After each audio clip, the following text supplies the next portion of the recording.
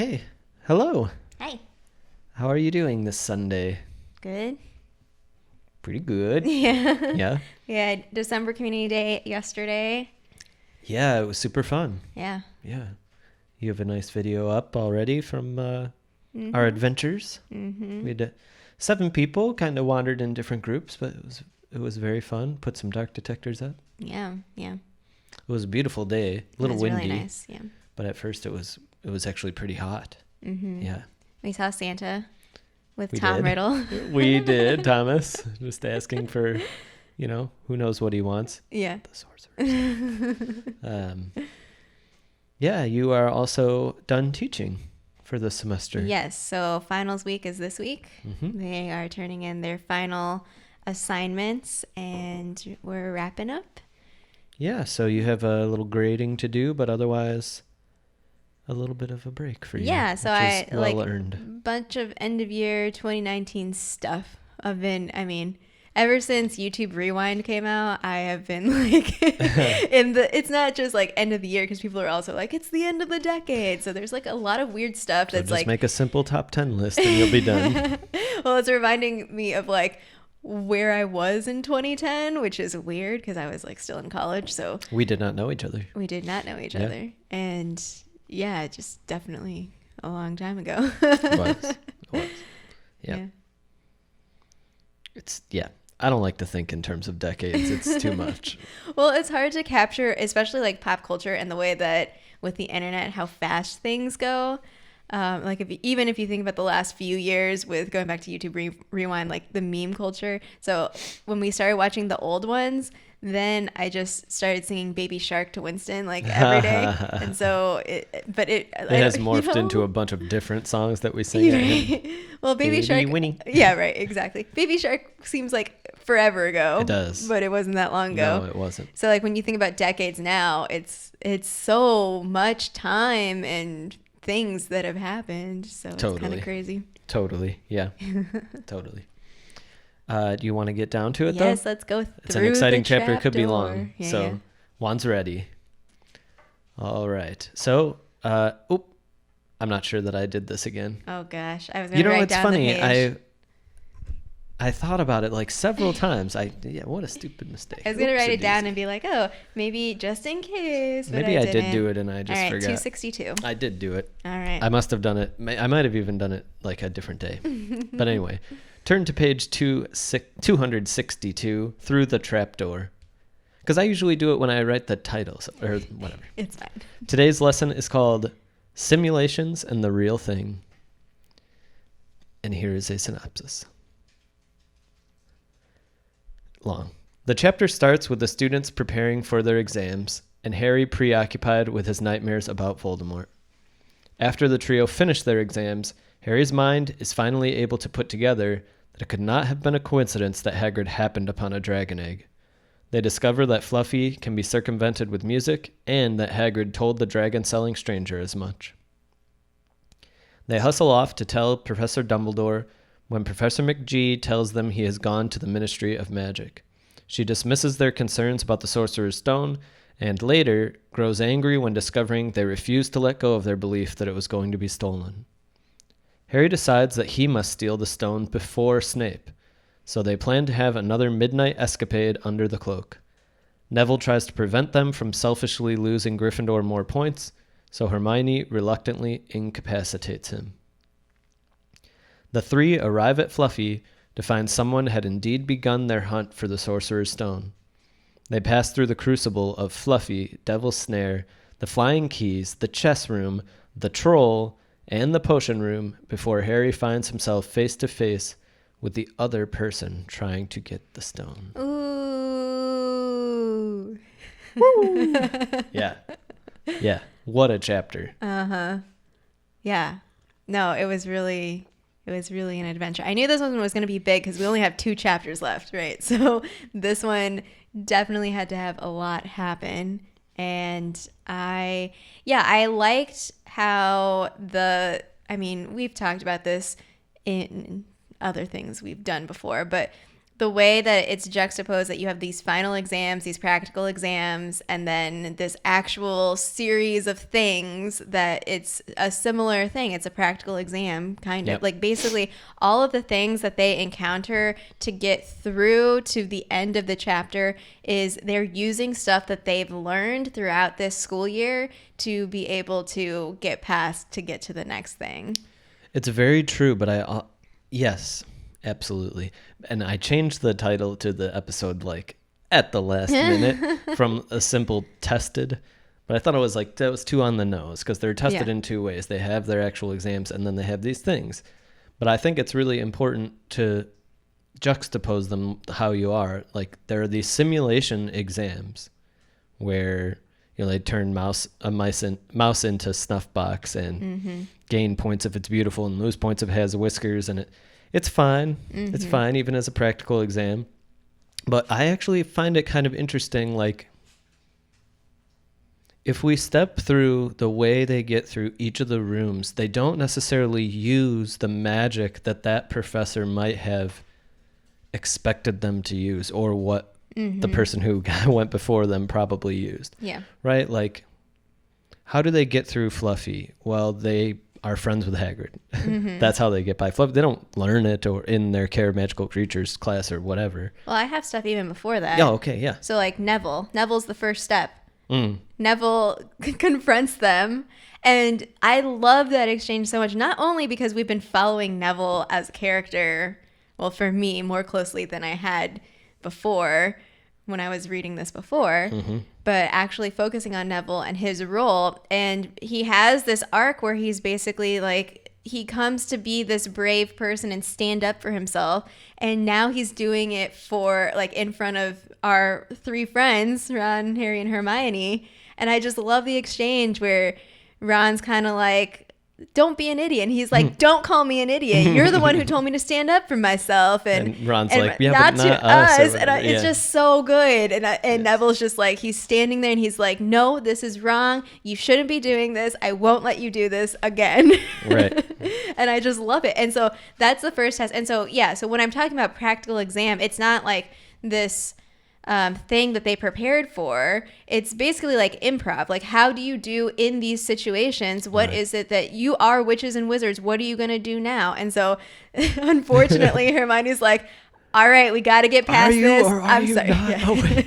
Hermione's like, sorry, Neville, got to do this. Yeah. And because it doesn't seem like Ron and Harry know what Petrificus Totalis is. No. They're like, what is this? And and she's like, of course, Hermione knows things that they don't because she reads and she studies up. So she probably learned it from something, and so she uses it. And it's not like, it wasn't a planned thing. It was just kind of like, all right, I'm going to use this. That's the first thing. The second thing, before they get to Fluffy, is Peeves. So they're underneath the invisibility cloak, and then Harry just has an idea, and he's like, I'm going to use this information that I already know about the dynamics between Peeves and the Bloody Baron, and I'm going to pretend like I'm him, and we're going to, like, keep going. And so, again, it's another moment of, you have this situation, you're trying to get past it, and they are creatively using what they know, what they've learned throughout the course of this year at Hogwarts to be able to get through all of these series of, I don't know, instances. Totally. And yeah, so then we have Fluffy. We learn, I mean, yes, they're friends with Hagrid. They get that information. That's part of, like, that's kind of like the first step. It's not super creative, but, like, they needed to get there. Harry needed to figure it out. It was this moment of revelation where he's like, oh my God. Yeah, I guess with the exception of Devil's Snare, but that's kind of a creative one too, because the tests they do for the school are individualized, it seems like, completely. But, like, they pass that test, the Devil's Snare test, together. Yes. Hermione casts it and she remembers, but ultimately, like, there's an interaction that's really phenomenal, collaboration, really in the moment, right? Like, keeping a level head and, like, yeah. Well, Hermione also uses those bluebell flames, the ones that she used against Snape earlier in the year. And the ones that confound her in the game. Yes. Well, yeah, because the Devil's Snare, it's not, I would imagine that any sort of testing in, like, the Hogwarts sense on Devil's Snare would be like pencil paper, like, what do you do? It's not like they're actually going to kind of the thing she recites about like dampen. Yeah. It's not like they're going to trap students in devil's snare and be like, good luck. Yeah. Well, maybe Barty Crouch Jr., aka Alistair Moody, would have, but yeah. Yeah. And then the key, right? Well, kind of with the key, and the broomsticks are already there, so like, okay, kind of. Yeah, I think that there takes so the key more so than Devil's Snare. I mean, yeah, they kind of Harry doesn't seem that useful in Devil's Snare to me, but right. For the key, I feel like the three of them are I guess so. Ron is kind of like he's looking at the door and he's like, hey, it has to be an old looking key. Like that's his contribution. Right. And then Harry kind of is like, all right, I'll be the leader on this and tell us what to do. So like they do use all three of them because Harry's idea is like, we'll try to like force it into a direction and then Harry will get it. And so they kind of like, it's useful that all three of them are together to be able to get it. But yeah, if it's Flitwick, you're not using charms. You're kind of using what you would learn in your flying class to be able to, or especially Harry through his Quidditch experiences, to be able to get past this one. Right. So it's almost like the professors have used their subject, but the students don't. And they've even set it up kind of. I mean, maybe I'll take back what I said earlier. It's not that they do it unusually, but it's that they don't actually use like magic that they've learned that much. It's like, or like from that professor. So somehow like, Flitwick charms the keys, but they use the ability to fly to get them. It's not like they uncharm it or something like that. And McGonagall used transfiguration to make the chess pieces alive, but you have to play chess and then learn chess. Yeah. They play it in their free time. Yeah. The potion, I mean, Snape's potion stuff is my favorite one always. Like, just I'm not sure exactly that I agree with Hermione's assessment of there being a bunch of powerful wizards who don't have an ounce of logic. But there is something powerful about this. Like, it doesn't really have anything to do with the potions at all. If it was some other thing. Yeah. That was one of the quotes that I put. This isn't magic, it's logic, a puzzle. A lot of the greatest wizards haven't got an ounce of logic. They'd be stuck in here forever. I mean, like, ciphers. Penelope Ingram. Yeah. I mean, I wonder, though, if part of this is kind of, I don't know. We all know that groups of people have biases against each other. So I wonder if part of this is kind of like a Muggle perspective, or I don't know, something that's kind of like, well, we've got logic on you, like you've got magic. It is interesting though, because it could be that perhaps like notable powerful wizards, like part of their weakness is like the downfall of like not thinking through logically or something like that. I mean, we kind of have a similar stereotype of like people who are brilliant academically don't have social skills. Like there's always something. Right. And so perhaps this is just something that's in, I don't know, whether the Wizarding World or like the Muggle perspectives on Wizarding World. Take away their wand and they're helpless type of thing. Yeah. I don't know. But it's I mean, it's a wonderful chapter. It's a great culmination of like all these little bits of stuff that has happened in the story, like Harry being able to fly and the chess. Yeah, the chess is because like that. Harry's Quidditch thing is pretty prominent, but Ron's chess thing is pretty much like, it seems like it's a background thing where it's like, they play chess, whatever. This is just the setting of what they do in their free time. And my favorite quote was from that section. And it's Ron saying, now don't be offended or anything, but neither of you are that good at chess. Yeah. And then Harry's response is great too. Not offended. Just tell us what to do. It's fine. We get it, man. So nice. I think it's interesting to kind of suss through like what exactly Quirrell/Voldemort's strategy is here. Like, is it the case? I've often wondered this. Like, is it the case that like he had, because it's been a little bit of time since Hagrid won the Dragon Egg. Mm-hmm. Is it the case that he had already been past Fluffy for a little bit of time, or did he truly wait? Right, like Harry thinks, oh, it's going to be tonight because Dumbledore is gone. Did he truly wait until Dumbledore was gone, or was it more that he was like methodically, like he had gotten past this and now he'd found the right key and now he's at the chess thing, Oh, and I so he see. like studied chess? Because I mean, is it true that like Voldemort and Quirrell are just good at chess? I don't know. Or did they have to study, you know, a little bit? Yeah. Well, I definitely think the timing of it, because it would probably be difficult to do this all like during the school year. So that's kind of why waiting until we're in the finals and we're waiting and there's like this period of time where it might be appropriate that no one's like, hey, where's Quirrell? You know? I also love the idea that like the hardest one for him to get by is Hagrid's. Because Hagrid is so direct. It's like, and like an evil person might not ever consider something so beastly and terrifying to just be pacified by music. It's kind of, it's great. I love that. Like it's this whole year of like trying to get by this darn dog, and then all of a sudden like the three of them are like, oh, we're by the dog finally. Yeah. To the stone. Right. Sorry, all these professors. Like, yeah, your little logic puzzle actually wasn't that hard. It took Hermione 10 minutes. Yeah. Yeah. That was fun. Yeah. Other quotes, of course. Have you gotten mad? Are you a witch or not? And then one of my other favorite exchanges is it's like towards the end where they're in the potions room and Harry realizes, okay, I have to go alone. Hermione, you go back. This is the plan. And Hermione is like, Harry, you're a great wizard, you know? Like, so good. Yeah, for sure. And he's like, I'm not as good as you. And she's like, me, books, cleverness, there are more important things, friendship and bravery. Oh, Harry, be careful. Which is kind of ironic for her to say because, yes, she is books and cleverness, or it seems that's like her kind of archetype. But she's also friendship and bravery. Like, For all sure. of them are. And so, I mean, including Neville, like the people that we have seen in terms of like our heroes of the story, the people who are like working together and like they're using friendship and bravery. Like, yeah, they have other things that they might be more notably, you know, known for.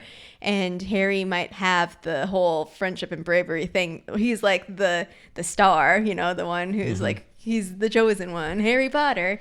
But all of them have that. They all underestimate themselves. I mean, like, okay, Ron kind of does correctly say that he is the best at chess.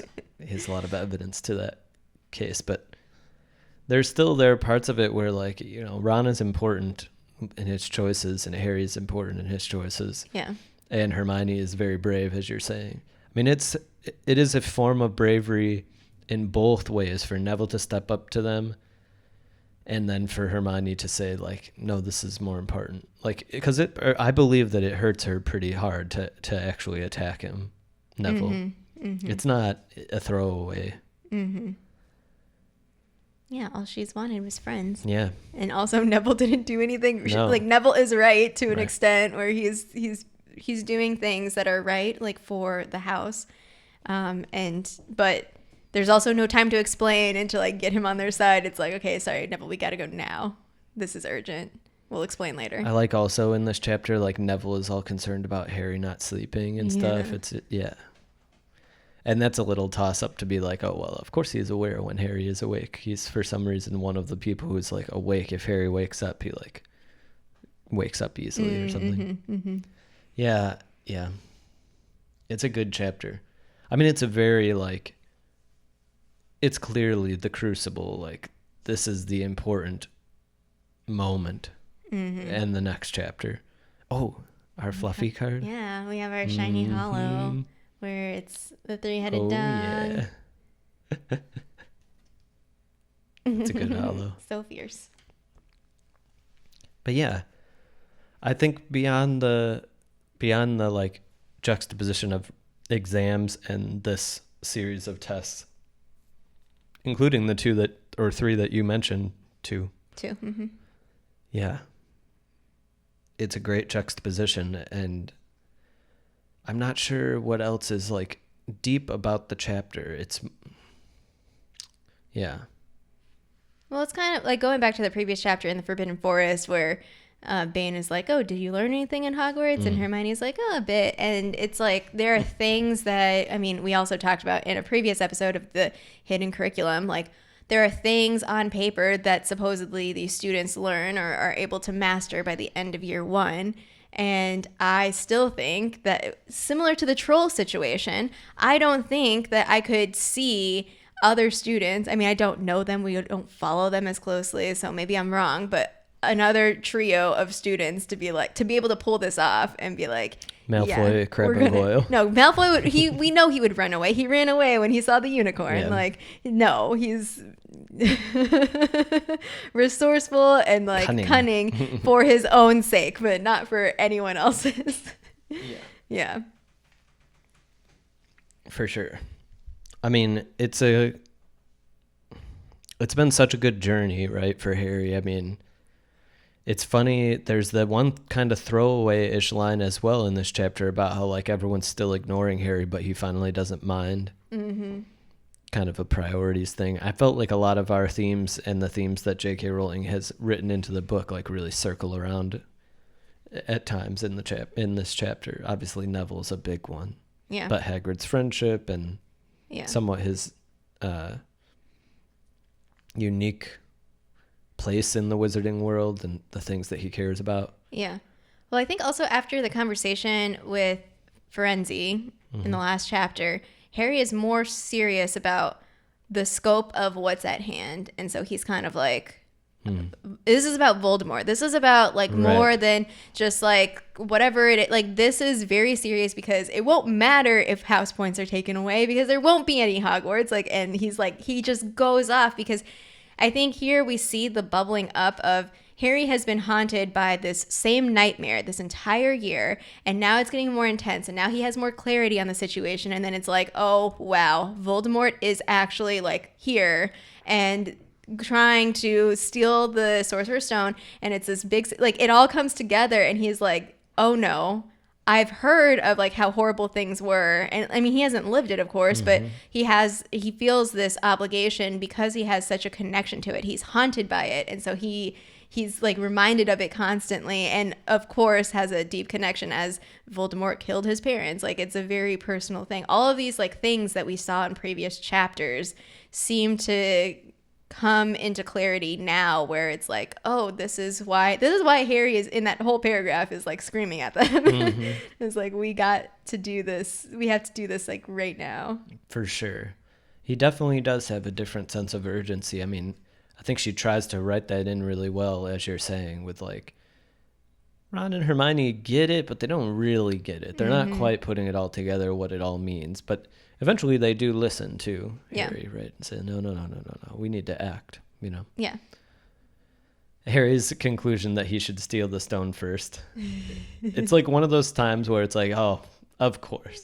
Like, I should have seen that coming from a mile away. That it's not necessarily his conclusion isn't going to be like, I'm going to go down there and protect it or something. I'm going to take it first. Yeah. Somehow he concludes that his stealing of it would be sufficient. Yeah, it's good times.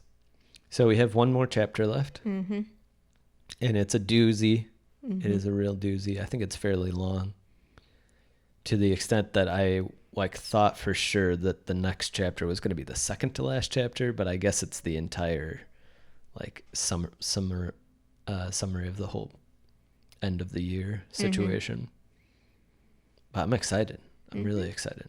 So we're timing right out. It'll be the 22nd for the last chapter. Yep. And then I don't know, maybe at the turn of the new year is when we can do the total book one. Yeah. How are you feeling? Good. Good. Okay. Until next time then. Until next time. Wand's ready. I almost dropped my wand.